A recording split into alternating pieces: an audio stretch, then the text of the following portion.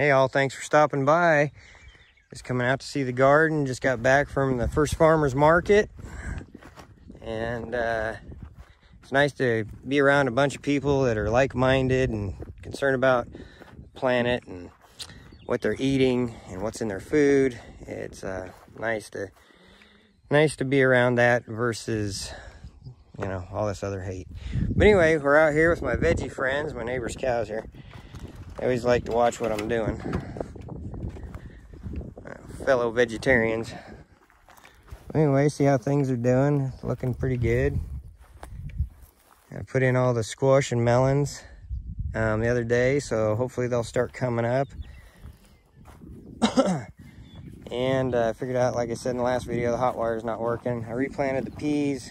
Got one over there coming that survived, but it's been a tough year on peas with these rabbits. So we're gonna have to put some chicken wire up to keep them out. Anyway, let's go take a look at the rabbit cage and see how things are doing over there.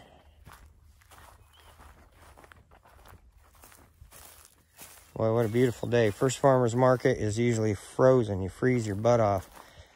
It was beautiful this year. So, looking good. Everything's growing, getting bigger. Coming in. Need to do some more weeding. It's got a combination of greens growing. See how things are doing. So this was out of the polytunnel.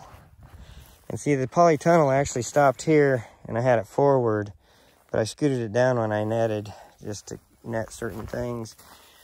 But everything's looking pretty good, just a few bug holes. The lettuce is really looking good on the edges. Some of that red stuff. Some romaine. Some mustards. Some pak choi. And we got some red romaine hiding in there. So obviously I had a plant here that kind of exploded seed everywhere, but we're just going to let it grow, and most of it's mustards. And then the chives, I need to get in here and get this grass out. Chives are doing good. There's some more pak choi. Seeing the bugs are leaving it alone pretty good. And this is good stuff. Okay, here's a carrot that's going to go to seed. You want to try and remember to keep your seeds fresh. And this is just a mess right now because I was going to cover it, but I just slowly been pulling the weeds out. It's going to take me a while, but this is my no-till section, so I don't till this. So usually I cover it. I'm letting this rest and just letting volunteer come up. I've grown out of it for about 3 years.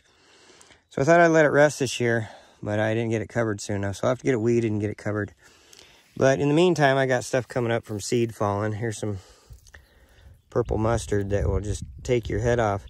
But what I love about the mustards is this is just as high nutrition as kale, but it adds amazing flavor to a salad. It's hot, but it's not spicy hot to where it just makes your tongue on fire like we're used to with hot, like Mexican food. It's just hot, but it's kind of like a horseradish hot almost, and it's a big rush of heat, and then it goes away completely, you know. But when you eat it with a salad, it's not like that. It's when you eat it straight raw. And but I always love it when people say they don't have flavor. So we have a bunch of carrots coming in right here. So we're just gonna let them come in and try and clean this up and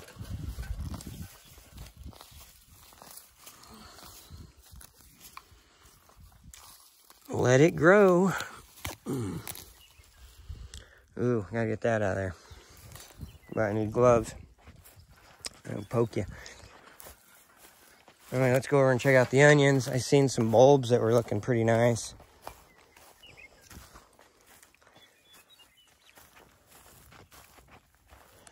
Oh, look at that red lettuce. It's beautiful.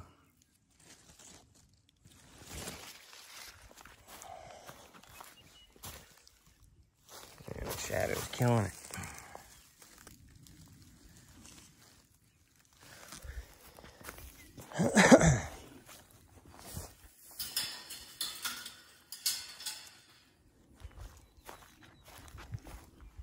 a beautiful day. I love this place on days like this. It's just, when the spray comes and then the airplanes, it's like war. It's crazy. So this is the kale that came back, Red Russian. Been eating on it for about a month now. And obviously I need to weed this out and plant something. I just haven't had time. Working on the other gardens more. And I hate, after last year losing all my garden, it's like, how much energy do I want to pour into this place if it's going to get sprayed? And I talk to people at farmers market and they're in the same situations. We should be able to grow food on our own land, but they don't want that.